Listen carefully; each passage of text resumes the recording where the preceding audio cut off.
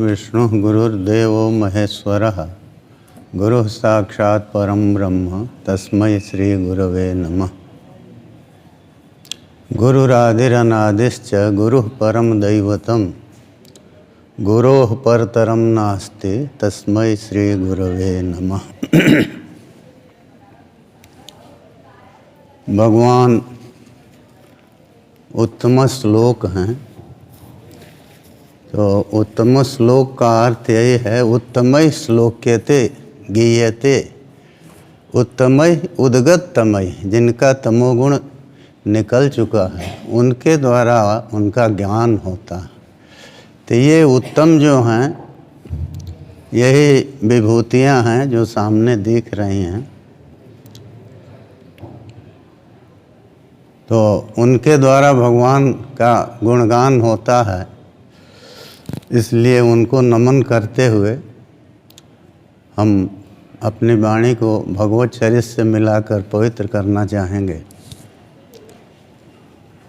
देखिए लिखा है न कि वासुदेव कथा प्रश्न पुरुषां स्त्रीन् पुनाति भक्तारम प्रच्छकम श्रोत्री तत्पाद सलिलंज। तो वासुदेव कथा का प्रश्न तीनों को कैसे पवित्र करता है? उष्णता जहाँ भी होगी वो आग का संबंध जरूरी है। वो इससे पवित्रता जहाँ भी होगी तो वहाँ भगवान का संबंध जरूरी है, क्योंकि वो पावनों के भी पावन है। उनके जैसा कोई पावन नहीं है। उनको सीमाओं में बांध देना कि वो पतित पावन हैं, वो नहीं है। वो सर्वथा पावन है। जो कहीं भी अगर पवित्रता की बुद्धि आती है तो उसमें उनका संबंध जरूरी है, जिस तरह से भी हो। और वो संबंध जितना ही निकट का होगा, जितना ही गहरा होगा, पवित्रता भी उतनी ही शीघ्र होगी और उतनी ही तीव्र होगी। इसीलिए प्रश्न जो भगवान की कथा के संबंध में जो प्रश्न करता है वो तो मान लीजिए वो जुड़ा उनसे। क्यों? आप सब तो विद्वान हैं। जब कुछ जानना चाहा, उद्देश्य भगवान को बनाया, तो कुछ बोला। जो भी बोले, श्रीधर स्वामी अधिकतर लिखा करते हैं। जैसे वहाँ लिखा उन्होंने, जब परीक्षित कहते हैं तत्रांसे नावतीर्ण से विष्णुर्वीर्जाणि संसन, तो श्रीधर स्वामी कहते हैं प्रतीत अभिप्रायण कथनम। तो प्रतीत अभिप्रायण मने अंशावतार तो वो हैं नहीं, लेकिन परीक्षित जो कह रहे हैं तो जिसको जो समझ में आता है वो तो बोलेगा वैसे ही ना। तो इसीलिए वो कहते हैं प्रतीत अभिप्रायण कथनम। तो प्रश्न जो भी होगा वो प्रतीति के अनुसार होगा। ये परीक्षित का प्रश्न ही है। तो प्रतीत के अनुसार जब प्रश्न होगा तो प्रतीति किसकी होगी? भगवान की होगी। अरे भ्रमात्मक भी प्रतीति हो तो एक कोटि तो रहेगी। तो इसलिए वो प्रश्नकर्ता का संबंध भगवान से हुआ और जो वक्ता है उसका संबंध तो और अधिक होता, क्योंकि वो बार बार प्रश्नों के समाधान है तो भगवान के स्वरूप का अपने शब्दों से जो भी वर्णन करेगा, जिस रूप में भी करे, तो वो सर्वदा जब तक वो उन प्रश्नों का उत्तर देता रहेगा वो संबद्ध रहेगा उनसे। तो इसलिए उसकी पवित्रता तो होनी है।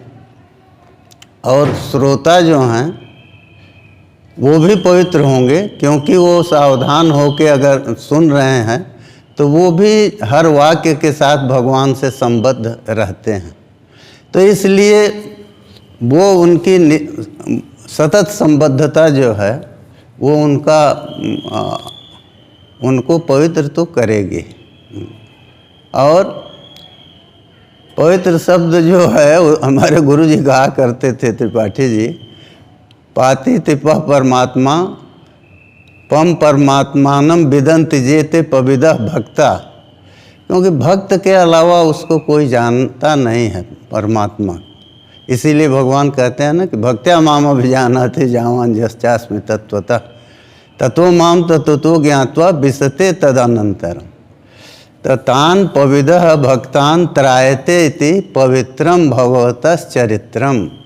तो ये वो जो परमात्मा को जानने वाले हैं भक्त, उन भक्तों को जो रक्षा करता है। क्योंकि भगवान और कुछ करें चाहे न करें, उसमें जो भी विलंब करें या जल्दी करें, त्राण का जो समय होता है तो उसमें तो वो देर नहीं करते। इसीलिए आर्तत्राण परायण स भगवान नारायणो मे गति। तो आर्तत्राण परायण है, तो आर्त होने की ज़रूरत है, बाकी तो हम लोगों को कुछ सोचना नहीं है। और आर्त होना ये तो हमारे परिस्थितियों के अनुसार हो ही जाता है। अरे भगवान को हम साध्य रखें, बड़ी उत्तम बात है, ना तो उससे नीचे उतर जाएं, साधन भी बना दें तब भी उत्तम है। कम से कम उन्हीं को तो साधन बना रहे हैं, लौकिक कोई साधन तो नहीं ले रहे हैं। तो इसलिए भगवत चरित्र जो है वो निरंतर भक्तों की रक्षा करता है। और वस्तुतः अवतार भी इसी के लिए है कि उन चरित्रों के माध्यम से भक्तों की रक्षा होती है। भगवान का चरित्र ये तो आप सब लोग जानते हैं, इसको कहने की ज़रूरत नहीं है। अरे भगवान को वो जो दिया ना कि रक्षो बधाय यवन केवलम विभो, तो रावण कुंभकर्ण और कंस को मारने के लिए आने की ज़रूरत क्या है।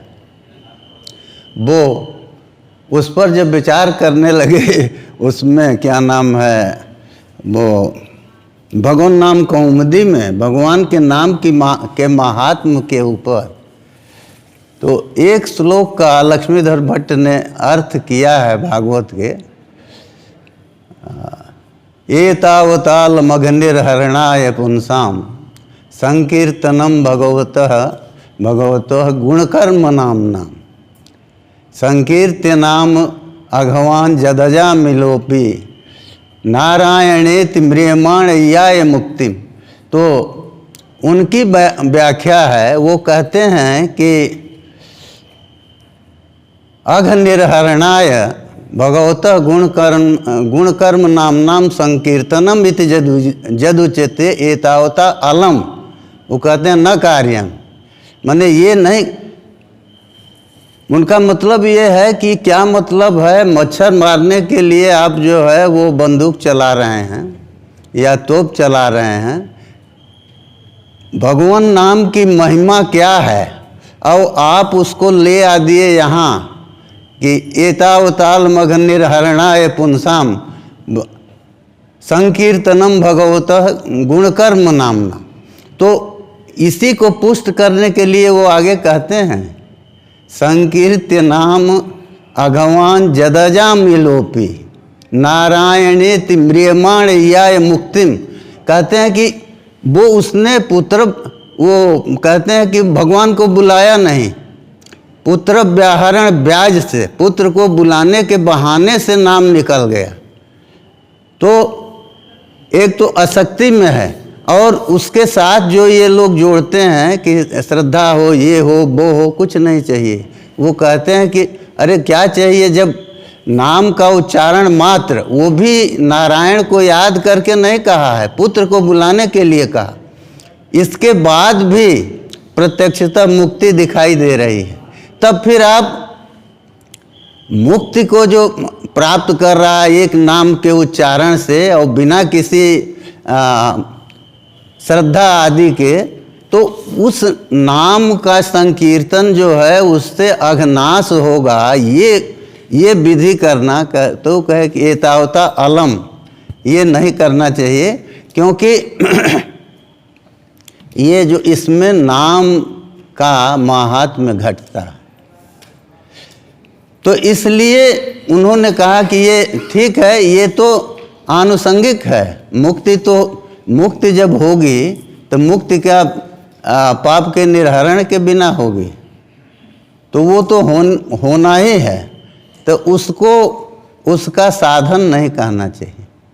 तो भगवान का नाम जो है वो जब पाप निर्हरण का साधन, इसको स्वीकार नहीं किया उन लोगों ने, तो भगवान की भक्ति, उनकी स्मृति जो है, उसको अगर हम पाप आदि का प्रतिपक्ष बतावें तो ये नहीं है।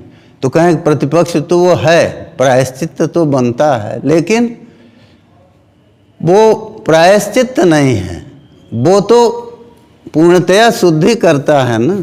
तो भगवान के नाम से जो शुद्धि होती है, इसीलिए वो बल्कि ठीक कहा कि नामनोस्ते जावती शक्ति पाप निर्हरणे हरे तावत कर तुम न शक्नोति पातकम पातकी जन। हाँ, तो इसी में वो दृष्टांत दिए हैं कि पूरा जीवन पाप ही किया अजामिल ने, लेकिन फिर भी नाम का ये महात्म्य है, नामोच्चारण महात्म्यम हरे पश्चात पुत्र का। तो भगवान के नाम के उच्चारण का महात्म्य ये दिया, वो तो पूरा भागवत में पढ़ा है, आप सब जानते हैं। हम एक वो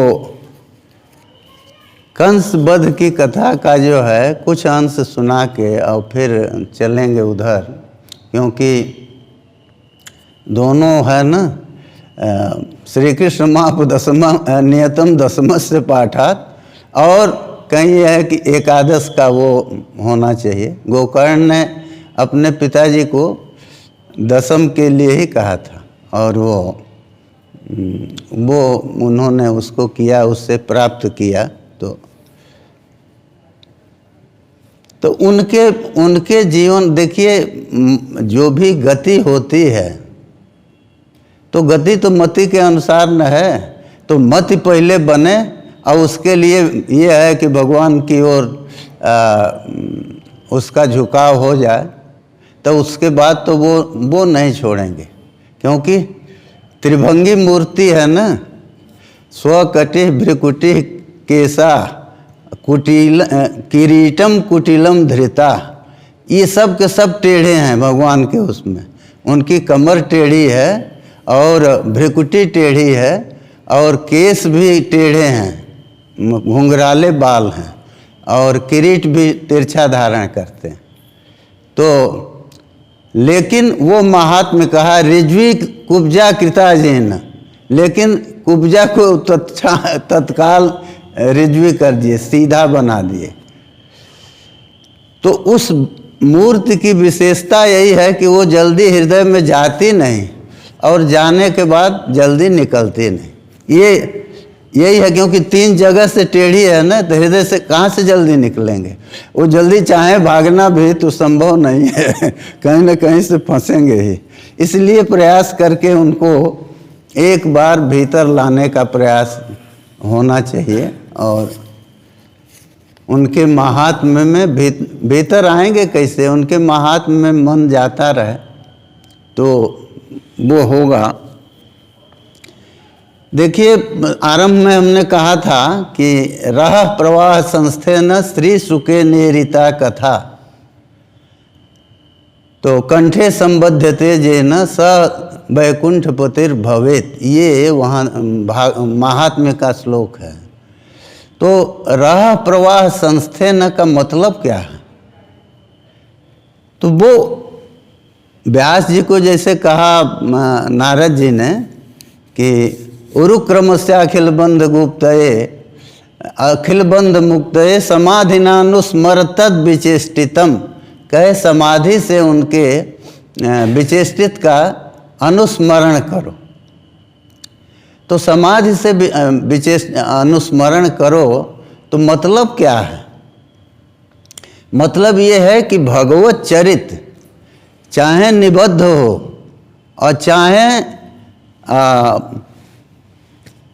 भाषा के प्रवाह में उच्चरित हो, तो वो एक क्रम से वो जहाँ भी है, जिस मान लीजिए इसमें आता है सनक सनंदन सनातन के विषय में वो दिया है ना, निशेष शेष मुख गीत कथैक पाना, निशेष शेष मुख गीत कथैक पाना, शेष के मुख से जो कथा निकल रही है उसका वो लोग पान करते हैं। तो संपूर्ण मुख से शेष इस कथा का उच्चारण कर रहे हैं और उस कथा का वो लोग पान करते हैं।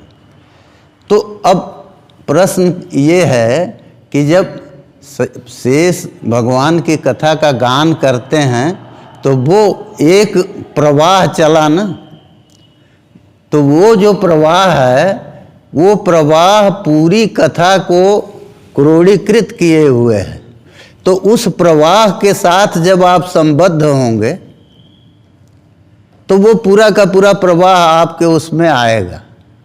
इसीलिए वो जो कुछ प्रश्न होते हैं उनका समाधान भी सुखदेव जी करते हैं और बाकी वो जो कथा है उसको उस प्रवाह से संबद्ध होकर कहते रहते हैं। तो वो कथा जो है ये ऐसा नहीं है कि नहीं आता। हमने एक बार का एक दृष्टांत दें आपको। गोकुल में हमारे गुरुजी थे, तो दो विद्वान जो हैं, एक श्रुति के स्वरूप के ऊपर उनका मतभेद हो गया कि श्रुति की आनपूर्वी ये है, एक दूसरे कहें कि नहीं ये है। एक शब्द का अंतर हो रहा था। तो दोनों अब अपनी बात कोई छोड़ता नहीं था। तो गुरुदेव ऐसे हाथ किए, कहे कि रुको, और थोड़ी देर समाहित हुए और उसके बाद कहे कि देखो ये है, ये आ रहा। तो ये सुना आपको इसलिए रहे हैं कि ये आ रहा है, तो कहाँ से आ रहा है? वो आन पूर्वी पूरी की पूरी जहाँ है वहाँ से वो संबद्ध, उनका संबंध हुआ, तब न बोले कि ये है। तो यही है, सुखदेव जी भी उसी तरह से रह प्रवाह में सम्यकतया स्थित होकर के, और रह प्रवाह क्यों देते हैं? इसलिए कि वो समाधि का प्रवाह है, वहाँ कोई कुछ है नहीं दूसरा, केवल कथा का ही वो प्रसंग चल रहा है। तो उससे संबद्ध हो करके और वो उस कथा को कह रहे हैं, और जो कुछ प्रश्न होते हैं उनका भी उत्तर देते हैं वो। तो परीक्षित इसीलिए दिया है कि ये कुछ तो बढ़ेगा ना। तो परीक्षित छुक संवादम नित्यम भागवतम श्रृणु अम्ब। तो परीक्षित और सुखदेव जी के संवाद रूप जो भागवत है उसको सुनने के लिए वो कहते हैं कि इसको नित्य सुनो। तो अब वो उसको आप जिस रूप में लेंगे, कहने का हमारा मतलब ये है कि उसके विच्छेद की कल्पना नहीं करनी चाहिए। और पूरी की पूरी परंपरा तो आ ही रही है, क्योंकि ब्रह्मा जी को भगवान नारायण ने दिया, नारायण जी को नारद ने दिया, और नारद जी ने व्यास जी को, और व्यास जी ने सुखदेव जी को दिया। तो ये परंपरा उनकी है, और इस परंपरा के सुखदेव जो हैं वो माने भागवत की पूर्णता वहाँ आके हो जाती है। इसलिए कि आगे फिर वो उन्होंने जो सुनाया उसी की आवृत्ति होती है। यहाँ तक तो वो दिया न, संग्रहो यम विभूति नाम तोमेतद विपुली कुरु, ये विभूतियों का संग्रह है, इसको विपुल करो। तो उन्होंने बढ़ाया, और वो कथा जो है वो इतने विस्तार में आई। एक प्रश्न तो शुरू में जो लोगों ने किया कि माने कस्य वा बृहति मेताम आत्मा राम समभ्यसत। सुखदेव जी के लिए ये होता है कि इतना बड़ा भागवत, और ये जो इसको आत्मा राम है सुखदेव जी, तो उनका विशेषण जो दिया है कि सर्वत्र अनभिस्नेह सर्वत्रोपेक्षको मुनि, वो सर्वत्र अनभिस्नेह हैं, माने कहीं भी वो स्नेह नहीं करते। और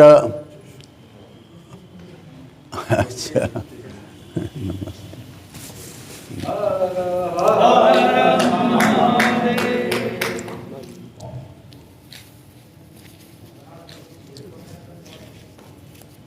तो ये 3 विशेषण दिया है उनका कि वो सर्वत्र अनभिस्नेह हैं, माने कहीं भी बहुत अधिक स्नेह नहीं करते, और सर्वत्र उपेक्षक हैं, माने कहीं भी देखिए दृष्टि 3 होती है। एक तो उपेक्षा बुद्धि और एक अपेक्षा बुद्धि, ये 2 होती है। उपेक्षा बुद्धि में हर वस्तु की माने वो किसी चीज़ को लेने या छोड़ने की दृष्टि से नहीं सोचता, सामान्य दृष्टि है वो उपेक्षा दृष्टि है। अपेक्षा दृष्टि है जिसमें वो कुछ न कुछ उसका राग होता है तो उससे की वो अपेक्षा करता है। और तो एक बुद्धि है जिसमें वो छोड़ता है, देख लिया कि इसमें दोष है कुछ भी है तो वो उसको छोड़ने की इच्छा करता है। तो इसीलिए उपादिष्टा, जिहासा और उपेक्षा की बुद्धि, ये तीन हैं, ये सबको अनुभूति में आती हैं। तो तीनों के कारण ही, तीनों का होना का मतलब क्या है कि दृष्टि जो है वो संसार में है। तो संसार में दृष्टि है तो संसार में दृष्टि बाधक है और बाधक नहीं भी है। यदि हम संसार को भगवान की बुद्धि से देखते हैं, भगवत बुद्धि उसमें हमारी है, तो भगवत बुद्धि कैसे होगी? तो वही है जैसे मिट्टी के बर्तनों में मृद बुद्धि अगर है तो हमारा आकर्षण नहीं होगा, और मृद बुद्धि को हटा करके हमने जहाँ ये लिया, ज़रूरत के अनुसार हमारी बुद्धि जाएगी कि प्लेट की ज़रूरत है तो प्लेट की ओर जाएगी, या वो जो भी है। अच्छा, तो उसके लिए हमको एक तो मूल का हमने त्याग किया, मूल जो भगवान माने मृद बुद्धि है, जो कारण है उसका हमने त्याग किया, और जो कार्य है जो कि वस्तुतः नहीं है, मृत से अतिरिक्त नहीं है, लेकिन हमारा स्वार्थ वहाँ ले जा रहा। हमको जल रखना है तो मिट्टी से नहीं काम चलेगा, घड़ा चाहिए। तो इसलिए भगवान संसार की बुद्धि बाधक कब तक है? जब तक कि उसमें हम मिट्टी की जगह उसको घड़ा या ये जो भी अपने प्रयोजन के लिए उसको समझ रहे हैं। और जब मृद बुद्धि हमारी होगी तब तो उपेक्षा बुद्धि होगी ही। होता यही न है, देखिए सामान्य दृष्टि है, खरीदते हैं हम अंगूठी, चेन खरीदते तो ये हैं, अब बेचते क्या हैं? सोना बेचते। क्या हो गया? अंगूठी और चेन ये सब कहाँ गए? तो यही वो है। जब आप मूल कारण को देखेंगे तो मूल कारण जो है भगवान से ये सब कुछ है, और भगवान ही इस रूप में है। इसीलिए भागवत में कहा है ना, सरित समुद्राश्च हरे शरीरम यत्किंच भूतम प्रणमेद अनन्या। तो सरित समुद्र जो भी है, एकदम दोनों के स्वरूप में बहुत अंतर है। सरित है, समुद्र है, पर्वत है, तो भिन्नता स्वरूप में बहुत है। लेकिन यत्किंच भूतम, ये भूत हैं, भूत माने उत्पन्न हैं। तो उत्पन्न हैं कहाँ से? मिट्टी से जो उत्पन्न होगा वो मिट्टी ही न होगा। तो ये जहाँ से उत्पन्न है भगवान से उत्पन्न है। ये भगवान कहिए, तत्व कहिए, जो सच्चिदानंद प्रभु हैं, तो उन्हीं से उत्पन्न हैं। तो जब उत्पन्न है, इसीलिए भवन्ति उत्पद्यन्ते इति भूतानि, ये उत्पन्न होते हैं इसलिए इनको भूत कहते हैं। तो इनमें कारण के गुण जो हैं, अब उधर हम नहीं जाएंगे। लोग तो शंका करेंगे कि भाई जब वो चेतन है तो उसका कार्य अचेतन कैसे हुआ? तो उसका भी समाधान तो है, लेकिन उधर हम नहीं जाते। तो भूत जो हैं वो हैं, तो कारण की ओर तो दृष्टि जाएगी, हर आदमी कारण की ओर तो जाता है। तो कारण की ओर दृष्टि जाएगी तो कारण जो है वो सदरूप परमात्मा, क्योंकि उस रूप से वो आए हैं। भगवान का 3 वो है ना, सत, चित और आनंद, 3 विशेषण उनके देते हैं। तो सत जो है वो सत्ता है, तो वो तो सब में आ रही है। संसार में व्यवहार हम करते हैं, अस्तित्व सत, तो है जो व्यवहार है हिंदी में, वही सत अंश को ले आता। तो जब सत्य ये है तो चिदंश और आनंदांश, क्योंकि वो तीनों अलग नहीं हैं। जो सत है वही चित है, और जो सत चित है वही आनंद है, और जो आनंद है वही सत है और वही चित भी है। तो इस तरह से माने ये है कि उसमें कहीं कोई अंतर नहीं है कि 3 टुकड़े हों, ऐसा नहीं है। एक ही तत्व है, उसमें अंतर विभाग नहीं है। और तो वो यदि सदंश यहाँ आ रहा है, जो हमारी प्रतीति में है, हम उसको है करके हमेशा समझ रहे हैं, तो जब एक ही है तो इसका मतलब कि वो दोनों अंश भी हैं, चिदंश और आनंदांश भी हैं। तो अनुभूत क्यों नहीं होते? तो वो तिरोहित हैं। तो तिरोहित हैं, ये तो आप देखते हैं जितने भी पदार्थ हैं आवरण आदि से उनके कुछ गुणों का तिरोधान तो हो जाता है। तो वो भगवान जो हैं या वो जो एक ही तत्व तो एक ही है ना, इसीलिए उसको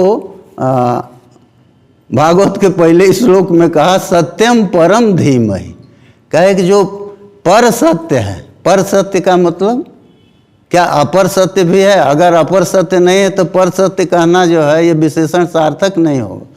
तो हाँ है, इसलिए कि ये जो सत्य हैं, क्योंकि वो कहते हैं नहीं सत्य से नानात्वम, सत्य का नानात्व तो नहीं होता, सत्य जो है एक है।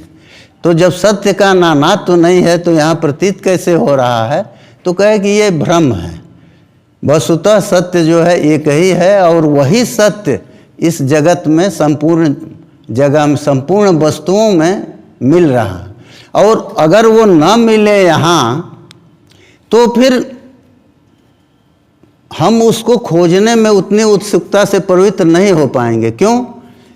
कुछ अंश जब हमको मिल रहा है, जैसे आप कोई चीज़, आपकी रस्सी या कोई चद्दर, कोई चीज़ खोई है, और मान लीजिए कुछ वो किसी गुफा में या कहीं चली गई है और बाहर कुछ दिखाई दे रहा है, तो उस आशा पर आप आगे बढ़ते हैं उसको देखने के लिए। उसी तरह से परमात्मा जो है अपनी सत्ता को हम प्रतिपल बता रहा है, और उससे जो है हम उसी से प्रेरित होके उसकी खोज के लिए हमारे अंदर प्रेरणा आती है। क्योंकि प्रेरणा अगर नहीं मिलेगी तो हम उधर उतनी उत्सुकता से नहीं बढ़ पाएंगे। तो 2 ही चीज़ है कि हम अपनी जिज्ञासा को बढ़ावें और उस तत्व की ओर जाने का प्रयास करें। तो वो तत्व की प्राप्ति कहिए या जगत की विस्मृति कहिए, जो भी आप कहिए, क्योंकि दोनों एक ही चीज़ है। दोनों एक समय में दोनों का भान होता है जब हम व्यवहार कर रहे हैं।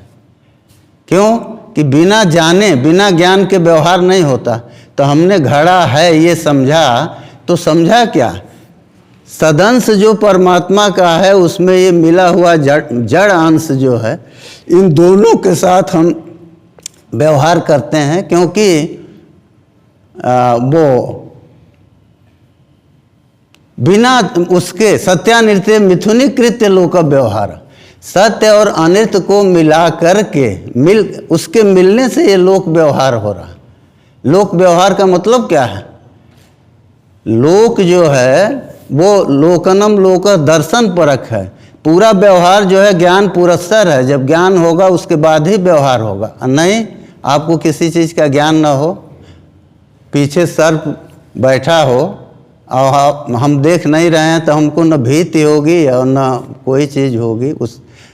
तो ज्ञान प्रयुक्त ही सारा व्यवहार है। और जब ज्ञान प्रयुक्त व्यवहार है तो वो ज्ञान जो है लोक में जो भी हो रहा है वो दोनों का मिश्रित का ज्ञान हो रहा है।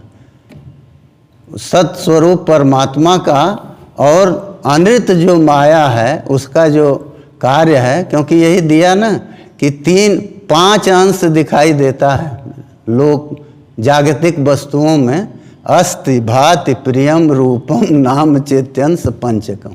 ये 5 अंश दिखाया, ये इनका भान होता है। क्यों? अस्तित्व है उसका, लेकिन अब मान लीजिए दीवार के उधर अस्तित्व है, घड़ा रखा है तो हम समझ नहीं पाते, तो भान विषयता भी जरूरी है व्यवहार के लिए कि वो ज्ञान का विषय हो। तो अस्ति भाति प्रियम रूपम, तो प्रियत्व अप्रियत्व भी आता है, क्योंकि प्रिय वस्तु है तो उसके लिए हम उसको लेने का प्रयास करते हैं, उसकी सन्निधि का प्रयास करते हैं। अप्रिय वस्तु है तो उससे दूर हटने का प्रयास करते हैं। और फिर रूप और नाम, तो इसमें 3 चीज़ें जो हैं, अस्तित्व, भान, विषयत्व और प्रियत्व, ये परमात्मा का अंश है। और ये नाम रूप जो हैं ये जड़ अंश है। इसीलिए गोस्वामी जी ने कहा नाम रूप दुई ईस उपाधि, कहे कि ये उपाधि हैं, वस्तुतः वो है क्या? चेतन अमल सहज सुख राशि। तो वो चेतन हैं, अमल हैं, मल रहित हैं और सहज सुख रूप हैं। लेकिन नाम रूप भी जरूरी है, क्योंकि उसके बिना व्यवहार नहीं होगा। जैसे कल या परसों हम कह रहे थे ना कि ये शरीर हम लोगों की उपाधि है। शरीर के भीतर जो चेतन है उसकी उपाधि ये शरीर है। उपाधि माने उपाधि के कारण व्यवहार होता है।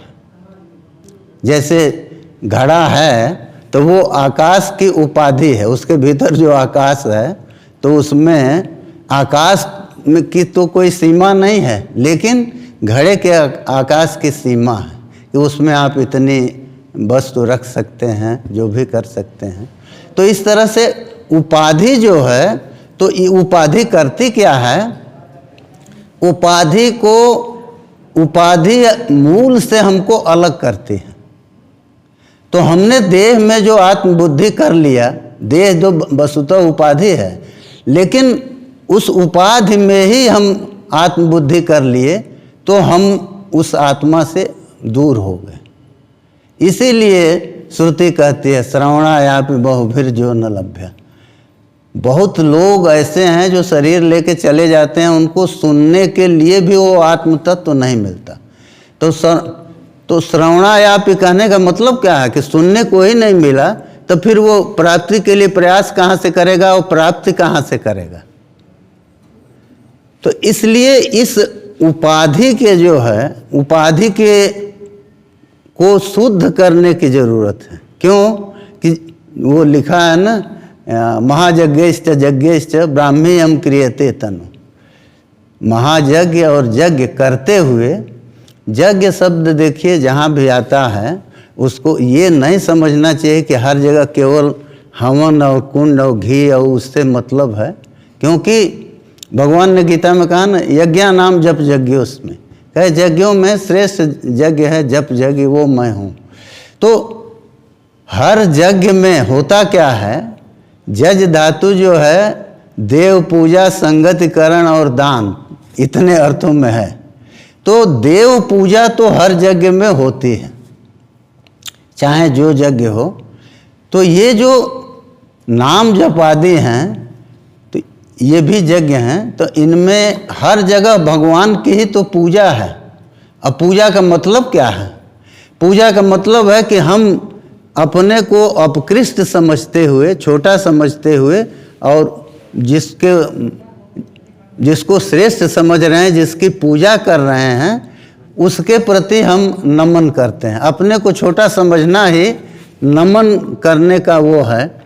छोटा समझा माने नमन किया। तो महायज्ञ और यज्ञ, उसके द्वारा शरीर को ब्रह्म प्राप्ति के योग्य, भगवत प्राप्ति के योग्य बना करके, और फिर उसमें भगवान के दर्शन होते हैं, आत्मा की प्राप्ति होती है। क्योंकि देखिए कल उसमें जन्म के प्रसंग में हमने ये सुनाया था, हम सुनाए थे क्या, मतलब आधार तो श्रीधर स्वामी हैं और भागवत है, लेकिन हम ये कहे थे कि भगवान का जन्म हुआ तो उसमें दिया है ना कि भगवान अपि विश्वात्मा भक्ता नाम अभयंकर। भगवान जो हैं विश्वात्मा तो हैं, माने संपूर्ण जड़ चेतन उन्हीं का स्वरूप है, लेकिन वो भक्तों के अभयंकर है, भक्तों को अभय देने वाले हैं। तो अभय देने के लिए आविवेशांश भागे न मन आनक दुंदुभे, वो वसुदेव जी के मन में प्रवेश करते हैं और वहाँ से वो माता देवकी के मन में आते हैं। वहाँ भी यही दिया है कि काष्ठा जथानंद करम मनस्तः, देवकी जी ने धारण किया भगवान को, वसुदेव जी ने अर्पित किया। तो वहाँ श्रीधर स्वामी लिखते हैं कि वेद दीक्षया अर्पितम, जैसे वो अंकन होता है ना, बहुत सी माताएं या बहुत से संत लोग भी, क्योंकि उसमें आता है नातप्त तनु पश्यति, जिसने शरीर को तप्त नहीं किया वो भगवान का दर्शन नहीं कर पाता। तो अतप्त तनु में माने तप जो है वो जरूरी है, बिना तप के वो नहीं होता। इसीलिए भगवान का ब्रह्मा जी को सृष्टि के पहला उपदेश यही है, स्पर्शे सुजत षोडश में एक विंशम निष्किंचनानाम नृपतत् धनम विदु।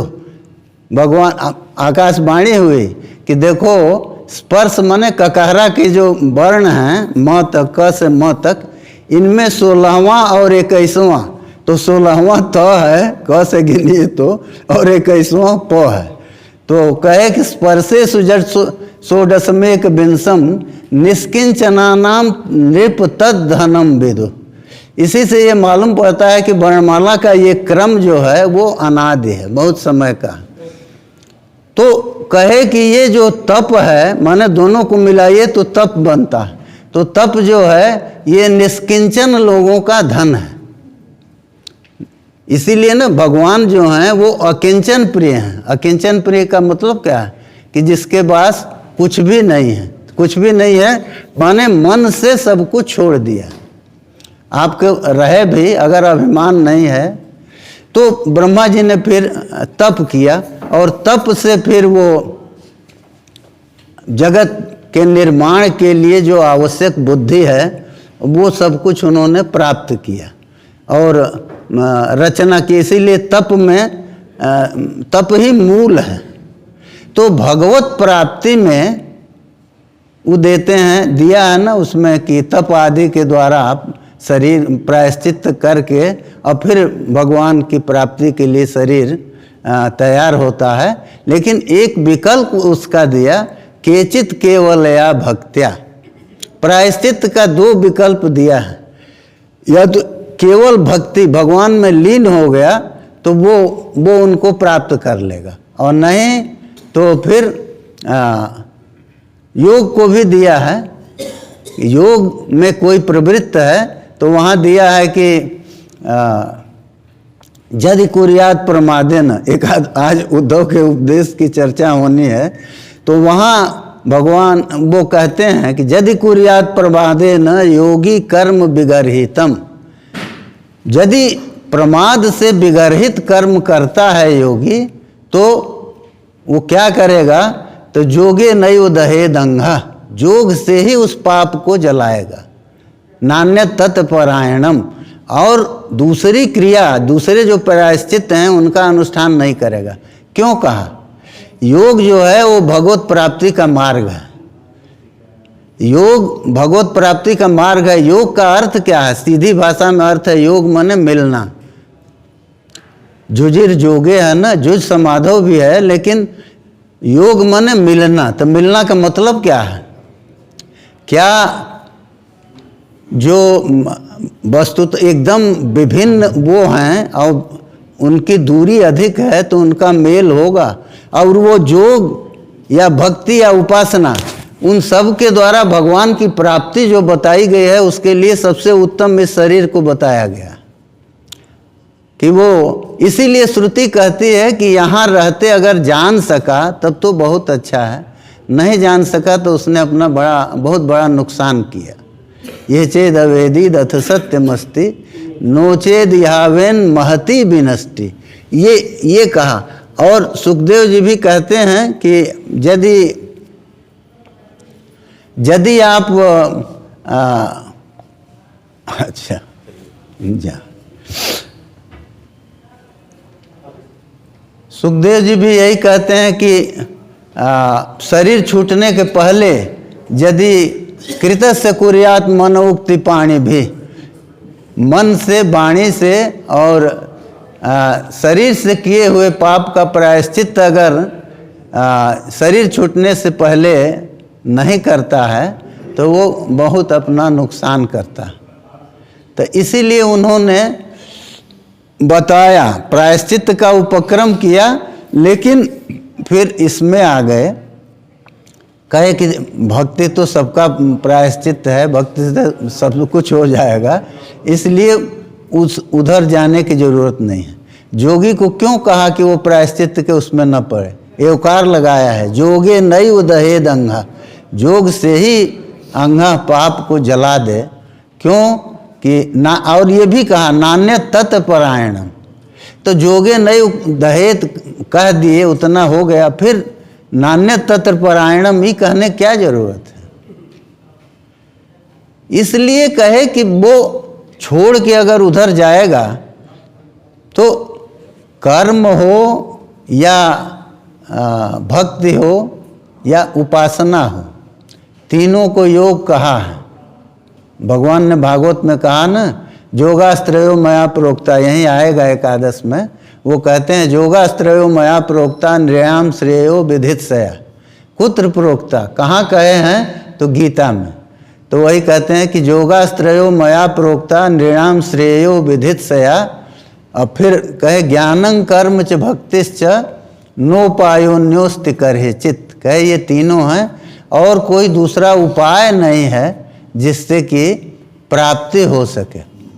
तो इसलिए इन तीनों योगों में से, तो अब देखिए, ये माने जो लोग भक्ति का प्राधान्य देते हैं वो कहेंगे कि कर्म आदि सब सहायक होंगे भक्ति में, जो ज्ञान को कहेंगे कि ज्ञान प्रधान है वो कहेंगे कि कर्म और भक्ति दोनों सहायक है। लेकिन प्रश्न ये है कि अगर ये तीनों स्वतंत्र रूप से प्रापक नहीं है तो योग कैसे कहे जाएंगे? जुजेते अनेन इति योग, तो कर्म अगर सहारा लेगा दूसरे का तो वो योग कहाँ से है? तो इसलिए ये तीनों योग हैं, माने प्राप्ति के साधन हैं। हाँ, ये है कि आप कर्म को उस तरह से कर्म का अनुष्ठान नहीं करते, या कर्म उस तरह से आप बिना वैगुण्य के नहीं कर पा रहे हैं तो वो निष्फल हो। लेकिन कर्म स्वतंत्र रूप से यदि प्रापक नहीं होगा ईश्वर का तो वो योग नहीं बनेगा। उसी तरह से भक्ति का भी है, भक्ति भी वो स्वतंत्र रूप से प्रापक है, ये तो मानना पड़ेगा, नहीं तो योग नहीं होगा। आई भगवत वचन है, भगवान कहते हैं कि योगास्त्रयो मया प्रोक्ता नृणाम श्रेयो विधित्सया, और फिर कहे ज्ञान कर्म च भक्तिश्च, फिर तीनों का वो बतलाए कि निर्विण्णा नाम ज्ञान योग, यही दिया है एकादश में, कि जो लोग निर्विण्ण हैं, मन अत्यंत विरक्त हैं, वितृष्ण हो गए हैं जगत से, तो उनके लिए ज्ञान योग है। निर्विण्णा नाम ज्ञान योग न्यासिनाम यह कर्मसु, लेकिन कर्म का वो जो न्यास कर चुके हैं, ये नहीं कि आधा उधर भी आधा इधर भी लगे हैं और कहें कि हम ज्ञानी हैं, ये नहीं। निर्विण्णा नाम ज्ञान योग न्यासिनाम यह कर्मसु ते स्वनिर्विण्ण चित्ता नाम कर्म योगस्तु कामी नाम, कहे कि जो अनिर्विण्ण हैं, अनिर्विण्ण चित्त हैं, और ते चित्ता नाम कर्म योगस्तु कामिनाम, इन्हीं किया है, नित्य योग में इन्हीं है। तो माने जिसको निरंतर फल की इच्छा उदित हो रही है मन में, तो उसके लिए कर्म योग है, वो कर्म का अनुष्ठान करे। अरे कर्म तो भगवान गीता में कह ही दिए कि फल की कामना छूट जाने के बाद तो प्राप्ति का साधन हो ही जाता है। एवं सतत युक्ता नाम भजताम प्रीतिपूर्वकम ददामि बुद्धि योगम तम जैन माम उपयांति ते। अपनी प्राप्ति का उपाय स्वयं बताते हैं कि तुम भाई अपना काम करते रहो, सतत युक्त रहो, मन तुम्हारा भगवान में लगा रहे, और भजताम प्रीतिपूर्वकम, प्रीतिपूर्वक भजन करते रहो, तो बाकी हमारा काम है। ददामि बुद्धि योगम तम, कहे कि उस तरह की बुद्धि हम बना देते हैं जिससे वो हमें प्राप्त कर लेते हैं। तो इसलिए ते स्वनिर्वीर्ण चित्तानाम कर्म योगस्तु कामिनाम, और फिर भक्ति का दिए जदृच्छया मत कथादौ जात श्रद्धश्च जह पुमान न निर्वीणो नाति सक्तः भक्ति योगो से सिद्धिदा। कहते हैं कि हमारी कथा में जिसको अनुराग हो गया है, जदृच्छया मत कथादौ आदि कर दिए कीर्तन में, जैसे भी हो भगवत संबंधी जो भी चर्चा है उसमें जात श्रद्धश्च जह पुमान, और न निर्वीणो नाति सक्तः, बहुत अधिक निर्वेद को नहीं प्राप्त है, बहुत अधिक आसक्ति भी नहीं है, तो उसको भक्ति योग जो है वो सिद्धि देता है। और स्वयं कहे भी कर्म कब तक करे, तो तावत कर्माणि कुर्वीत, ये भागवत ही है, तावत कर्माणि कुर्वीत न विरज्येत जावता मत कथा श्रवणादौ वा भक्ति निष्ठा जावन न जायते। तो ये रास्ता तो उन्होंने बताया, बाकी अपने मन की स्थिति को तो हमें को देखना होगा, और अपने मन की स्थिति को देख करके और तो फिर हम उसके अनुसार कार्य करेंगे। और नहीं तो देखिए संसार में 2 या 3 स्थितियां इस तरह की आती हैं। एक तो जैसे वो है जैसे मान लीजिए ज़मीन पर आदमी खड़ा है, अथवा पेड़ की 2 डाली है इस तरह से, एक ऊपर है एक नीचे है, इस पर हम लोग खड़े हैं, तो ये भूलोक है। ऊपर की डाली भगवान है, उनको पकड़ना है तो क्या करना होगा? पहले तो ऊपर की डाली का हम ज्ञान करेंगे, उसके बाद रहेंगे हम पूरी तरह से यहीं, लेकिन उसको देख रहे हैं तो उस डाली को पकड़ने के लिए हमको करना क्या होगा? पहले इस पर अपनी अवस्थिति मजबूत करनी होगी। ऐसा ना हो कि अचानक खड़े हो जाएं और गिर जाएं नीचे, तो जहाँ हैं उसके नीचे चले जाएं, ये नहीं। तो वहाँ अपनी अवस्थिति मजबूत करें। अवस्थिति मजबूत करने का क्या मतलब है? कि जो हमारे कर्तव्य हैं उन कर्तव्यों को हम करें, तो उसके बाद हम मान लीजिए नीचे पकड़ मजबूत करके तब उठेंगे तो गिरने का भय नहीं होगा। उठेंगे तो एक स्थिति ऐसी आएगी कि ऊपर भी संबंध होगा, नीचे भी होगा। तो उस स्थिति में भी कुछ समय तक वो रहेगा, उसके बाद उस डाली पर पकड़ मजबूत करेगा, तभी ना वो पूरा शरीर का भार लेके ऊपर जाना है। तो ऊपर वो जाएगा, उसमें भगवान का अनुग्रह काम करता है, क्योंकि बिना उनके अनुग्रह के तो वो होता नहीं। तो इसीलिए कहा ना कि पोषणम तद अनुग्रह, भगवान का अनुग्रह जो है यही पोषण शब्द से दिया, जो 10 लक्षण भागवत में। तो भगवान के अनुग्रह का वर्णन है, वो इसीलिए है कि वो हम उससे निराश नहीं होंगे, क्योंकि वो अनुग्रह तो करते हैं। तो उसके बाद वहाँ जब पैर उठा के चला जाएगा तो कुछ क्षण तक, कुछ समय तक कहिए अव्यवस्थित वहाँ भी रहेगा, लेकिन फिर जब वो दृढ़ हो जाएगा तो फिर वो देते हैं ना कि मयि अर्पितात्मे क्षतिमद विनान्यत, और वो दिया कि पुनर्भव का उसका भय छूट जाता है। पुनर्भव का भय छूट जाता है। तो पुनर्भव जो है वो होता क्यों है? तो सीधा सीधा है, जब तक भगवान की प्राप्ति नहीं हुई, भगवान की शरणागति नहीं हुई, वो एक ही चीज़ है, ज्ञान कहिए जो कहिए, भगवत प्राप्ति के बाद कुछ बचता नहीं है। वो उसके बाद का सोचना ही व्यर्थ है। उसके बाद में हमारा अधिकार ही नहीं है। प्रपत्ति जब आपने कर दिया तो प्रपत्ति क्या है? तो सर्वथा शरणागति है ना। तो सर्वथा शरणागति है तो उसके बाद विचार कैसा?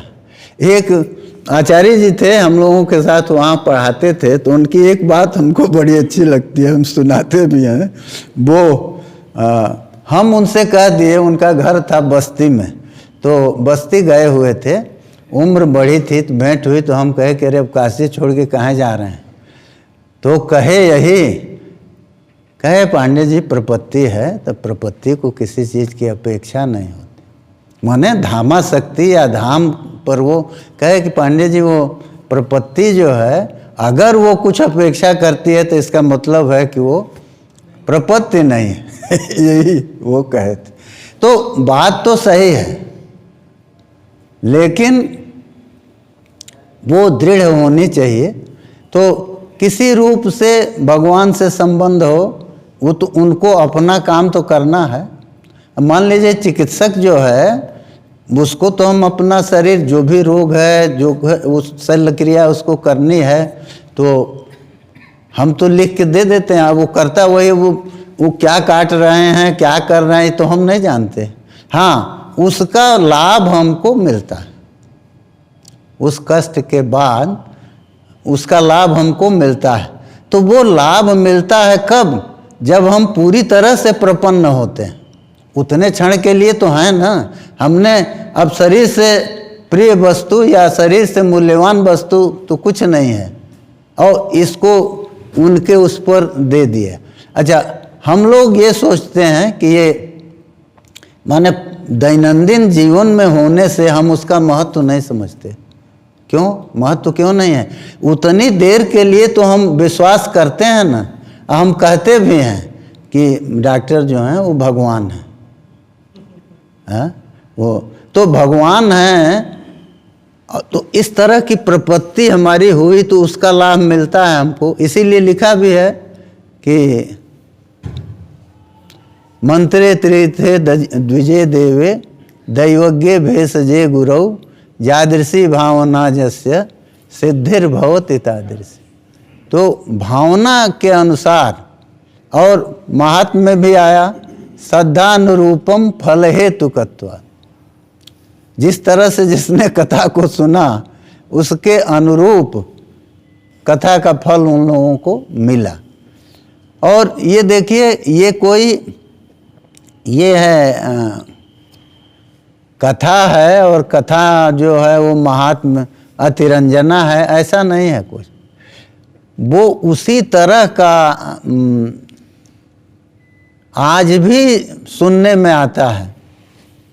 प्रेतों का उद्धार और सब वो नया बाबा सुनाए थे, तो कि इस तरह की घटना हुई। एक जगह वो रहे तो एक प्रेत आया, उसने कहा कि हमारे उद्धार के लिए उपाय करिए।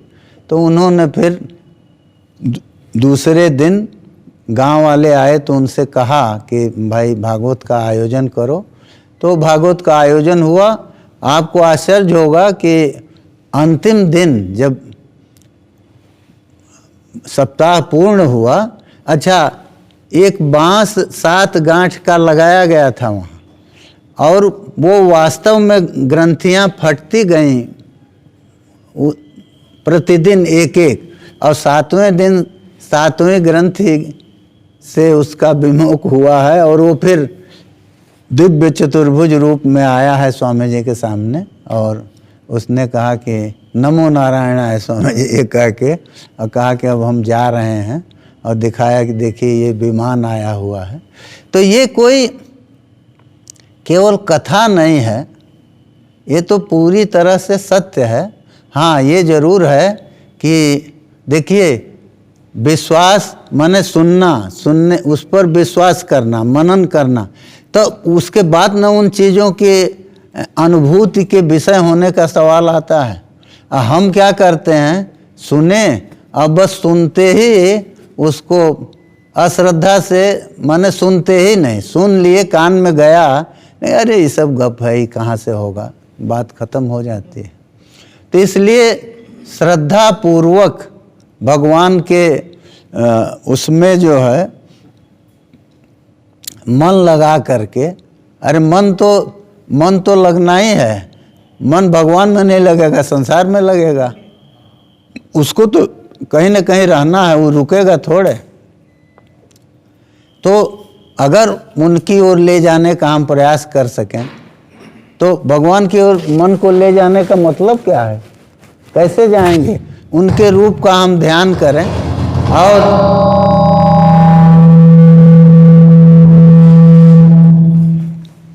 तो रूप का ध्यान करें और फिर उनके चरित्र का स्मरण करें।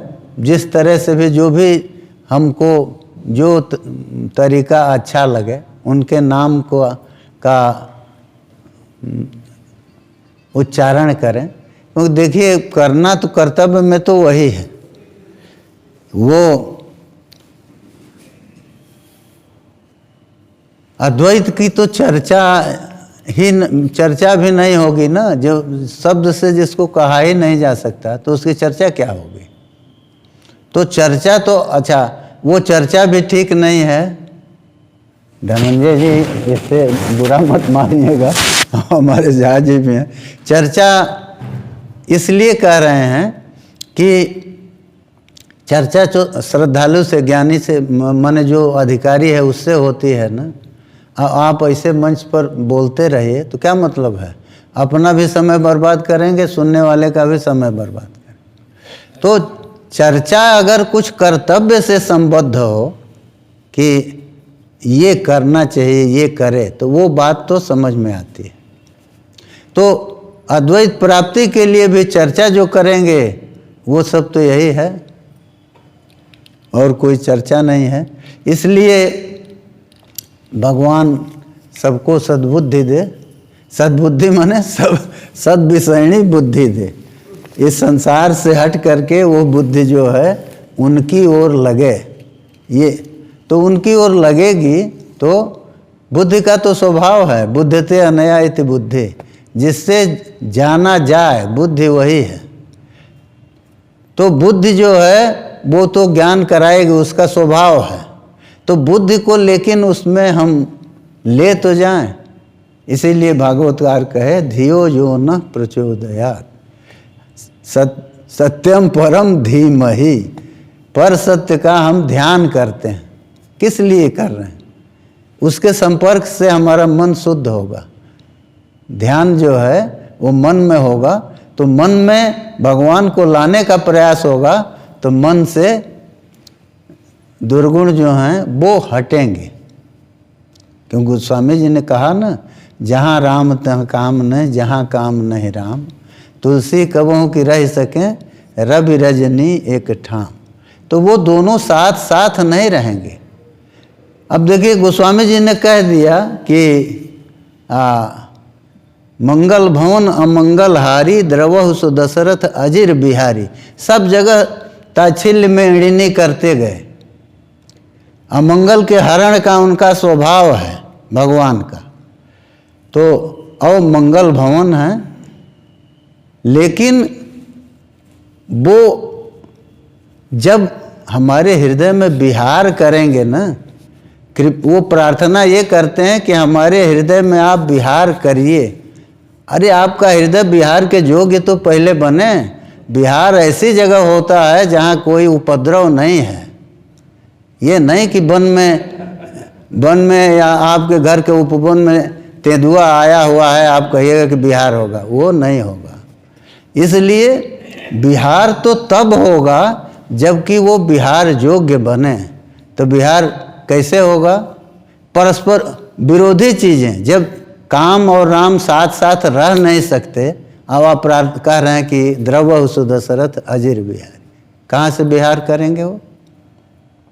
आना ही मुश्किल है, विहार तो अलग चीज़ है, आने के बाद न विहार होगा। तो इसलिए ये दशरथ यही है शरीर, इसमें 10 इंद्रियां जो हैं, रमनते जेन तद रथम, जिससे रमण किया जाए वो रथ है। तो इंद्रियां जो हैं वो रथ हैं, और 10 रथ जिसमें हों वो दशरथ है, और उसका अजिर है ये मन। तो इसमें अब वो खाली भगवान का विशेषण करके या छोड़ दें कि द्रवः सो दशरथ अजिर विहारी द्रवः, काहे को? अरे आप दशरथ के अजिर में विहार करने का आपका स्वभाव है, खाली दशरथ जी के आंगन में नहीं, संपूर्ण हृदय में तो आप रहते हैं। तो वहाँ खाली रहने से काम नहीं चलेगा। जब उनकी माने सम्मूर्छना होगी, वो प्रस्फुटित होंगे, तो उस समय उनका विहार होगा। विहार माने हमारी आपकी भक्ति के बल पर वो उस रूप में आएंगे, तो वो विहार होगा, उस विहार से हमारा मंगल होगा। तो इसलिए उसका प्रयास होना चाहिए, और वो प्रयास उसके लिए प्रहलाद जी ने कहा ना, नाति प्रयासो सुर बालका हरे, कहे कि देखो ये भगवान के उसमें जो है, भगवान को प्रसन्न करने के लिए कोई अधिक प्रयास की जरूरत नहीं। क्यों? अधिक प्रयास करेंगे आप तो इसका मतलब कि मन पीड़ित हो रहा है, तो जब मन व्याकुल हो जाएगा तो वो कहाँ से भगवान आएंगे वहाँ? तो इसलिए मन की व्याकुलता को बचाते हुए, और मन की व्याकुलता बचेगी जब शरीर जो है उसमें व्याकुलता नहीं रहेगी। तो मन शरीर की व्याकुलता को बचा करके और मन की व्याकुलता को रोकते हुए, भगवान के प्रसाद की कामना करते हुए और हम चलें। तो इसीलिए दिया है कि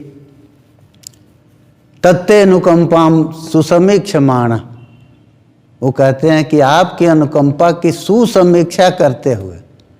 हम लोगों का क्या है, कुल मिल गया, क्या कहें, ये नहीं हुआ, हमेशा रोते रहेंगे, ये नहीं हुआ, ये नहीं। अरे जो हुआ उसके लिए कुछ चर्चा नहीं, और बाकी हमेशा रोना ही है। तो ये तो ठीक नहीं ना। ये रो के हम करते क्या हैं? भगवान के उस प्रसाद का अपमान करते हैं। उन्होंने जो कुछ दिया, क्या हमारे कहने से दिया था? तो जब अपने मन से सब कुछ दिया, तो उस दाता के प्रसाद की उपेक्षा करना ये तो नहीं ठीक है। इसीलिए दिया है तत्ते अनुकंपाम सुसमीक्षमाण, और भुंजान एवात्मकृतम विपाकम। क्या कहें, भगवान ऐसी विपत्ति में डाल दिए हैं। अरे भगवान डाल दिए हैं कि आपके कर्म डाल दिए हैं? तो भुंजान एवात्म, एवकार लगाया है वहाँ, भुंजान एवात्मकृतम विपाकम, अपने किए हुए जो कर्म हैं उन्हीं के विपाक को भोगते हुए, भुंजान एव। और लेकिन उस समय करेंगे क्या? भगवान ने शरीर तो दिया है, स्वस्थ शरीर दिया, स्वस्थ मस्तिष्क दिया, और अविकल वाणी दिया, हकला नहीं रहे हैं आप। तो फिर करना क्या चाहिए? तो हृदबाग बपुरभिर विदधन नमस्ते, तीनों से नमन तो करिए, और कुछ देंगे नहीं आप, और भगवान को किसी चीज़ की अपेक्षा भी नहीं है, लेकिन इसकी अपेक्षा तो है। तो हृदबाग बपुरभिर विदधन नमस्ते, हृदय से और वाणी से और शरीर से नमन करते हुए। इसीलिए जहाँ सुनिए देखिए आता है ननाम दंडवत भूमौ, दंडवत भूमौ ननाम। तो भगवान का लोग भगवान को इस तरह से प्रणाम करते हैं। तो ब्रह्मा जी का देखिए, उत्थायोत्थाय कृष्ण से चिरस्य पादयो पतन, उठते हैं चरण में गिर जाते हैं, फिर उठते हैं फिर चरण में गिर जाते हैं। क्यों? महात्म्य का अवबोध हो गया। तो महात्म्य के अवबोध से इस तरह का पतन होगा। शायद अगर प्रेम से वो होता तो पूछना क्या है, लेकिन वो भक्ति भाव जो है वो नहीं आया, जिस उद्रिक्त रूप में आना चाहिए वो नहीं आया। खैर महात्म बोध से ही सही वो उन्होंने किया, लेकिन अगर भक्ति भाव होता तो एक ही बार में काम चल जाता। प्रहलाद कई बार प्रणाम किए, ननाम दंडवत भूमौ, एक बार भगवान नृसिंह के सामने सो जाते हैं तो स्वपाद मूले पतितम तमर्भकम विलोक्य देव कृपया परिप्लुत। तो जब प्रहलाद को अपने चरणों में गिरा हुआ देखते हैं भगवान, सारा क्रोध शांत हो गया। स्वपाद मूले पतितम तमर्भकम विलोक्य देव कृपया परिप्लुत, कृपा से एकदम परिप्लुत हो गए, भर गया पूरा हृदय। तो अब क्रोध कहाँ रहेगा? तो उत्थाप्य तच्छेष अदधात कराम्बुजम, उठा करके और उनके सिर पर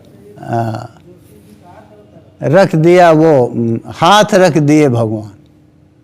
तो उत्थाय तच्छेष अदधात कराम्बुजम काला ही वित्रस्त धियाम कृताभयम।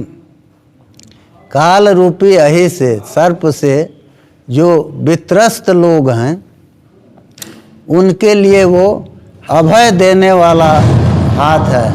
तो उस हाथ को उन्होंने रख दिया। तो वहीं अब देखिए विचित्रता, लक्ष्मी जी नहीं गई, ब्रह्मा जी ने कहा कि जाके शांत करो, कहीं है कि हमने ये रूप तो देखा ही नहीं। और तो प्रहलाद क्या देखे थे? उनको रूप से कोई मतलब नहीं है। रूप से क्या मतलब है?